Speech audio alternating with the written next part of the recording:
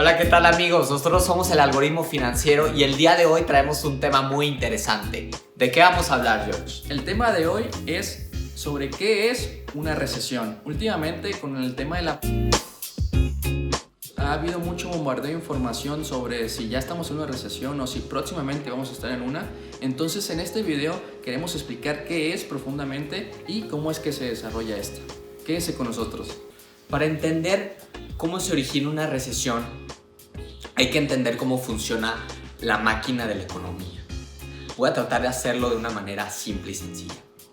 Me voy a enfocar en las transacciones. ¿Qué son las transacciones? Las transacciones es cuando tú vas a un supermercado, por ejemplo, y adquieres un bien, una pasta de dientes. Tú vas, la pagas, ya sea con crédito o con dinero, o las dos pueden ser. Y la empresa adquiere ese dinero y tú adquieres un bien. Hay un intercambio, ¿verdad? Un intercambio de flujo, un intercambio de bien. Asimismo, la empresa para adquirir esa pasta de dientes hace lo mismo con su contraparte correspondiente. Entonces, este tipo de transacciones, imagínenselos en millones de industrias. En la industria automotriz, en la industria energética y en todas las industrias que se puedan imaginar. Entonces, de esta manera, estas transacciones son el motor de la economía. Son el motor que generan ese crecimiento a largo plazo. Jorge más adelante nos va a explicar que dentro de ese crecimiento existen oscilaciones. ¿Pero qué son esas oscilaciones? Quédense para saberlo. ¿Qué es el ciclo económico? Para entenderlo hay que iniciar con explicar el Producto Interno Bruto, que es la tendencia económica a largo plazo. Es decir, todas las actividades económicas totales que desarrolla una nación. El Producto Interno Bruto o PIB está desarrollado por las cuentas consumo más inversión más gasto público más exportaciones menos importaciones. El PIB en este caso es igual a la tendencia económica de crecimiento de la nación y está representada en una gráfica por una línea recta, pero al mismo tiempo el ciclo económico sucede y se muestran oscilaciones o cambios o fluctuaciones a corto plazo. Ahora, continuando con lo antes mencionado por Sapo sobre las transacciones, uno de los osciladores o variables más importantes es el crédito.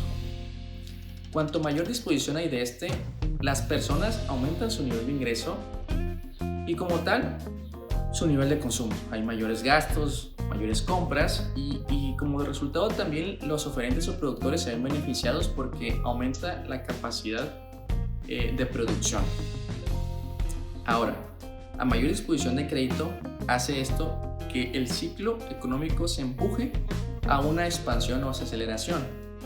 Pero cuando la disminución de crédito, las personas empiezan a pedir menos crédito, hace que su nivel de ingresos baje y entonces el ciclo empieza en una desaceleración. Ojo, no es malo que las fluctuaciones del ciclo sean causadas por la disposición del crédito.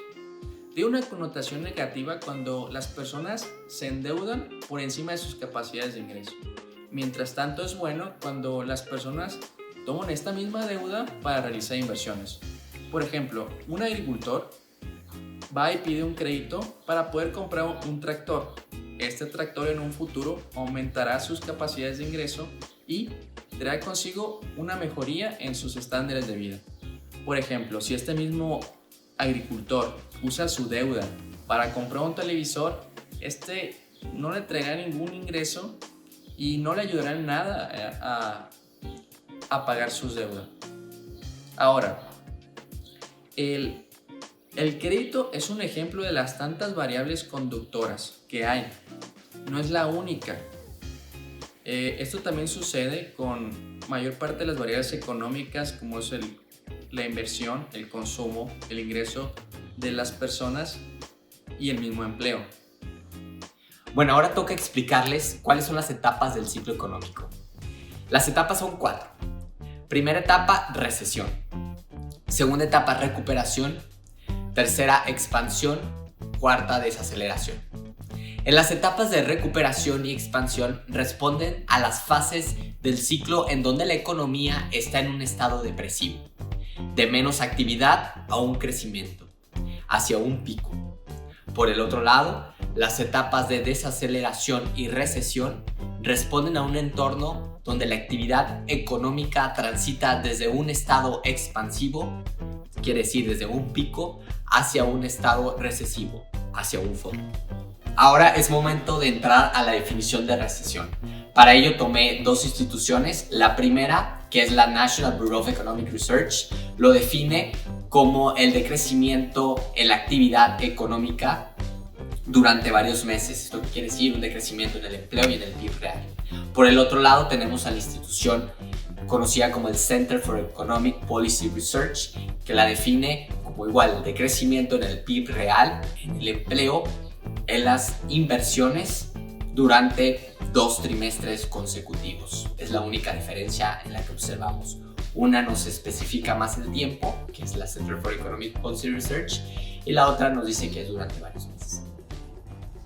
Ahora vamos a hablar de la depresión. La depresión sucede cuando una recesión alcanza una gran intensidad y duración. Esta duración se convierte en una depresión. No existe una definición tal cual, pero es identificada por el descenso del PIB real cuando se supera el 10%, o bien el periodo de ajuste excede a los 3 años.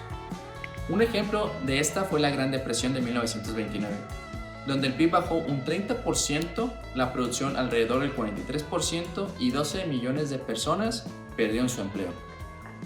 Para concluir, actualmente la mayoría o casi todas las instituciones financieras están proyectando la entrada a una recesión para el segundo trimestre del año.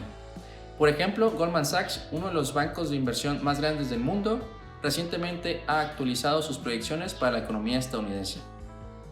Los economistas se han vuelto más pesimistas y prevén una caída del 30% en el PIB para el segundo trimestre.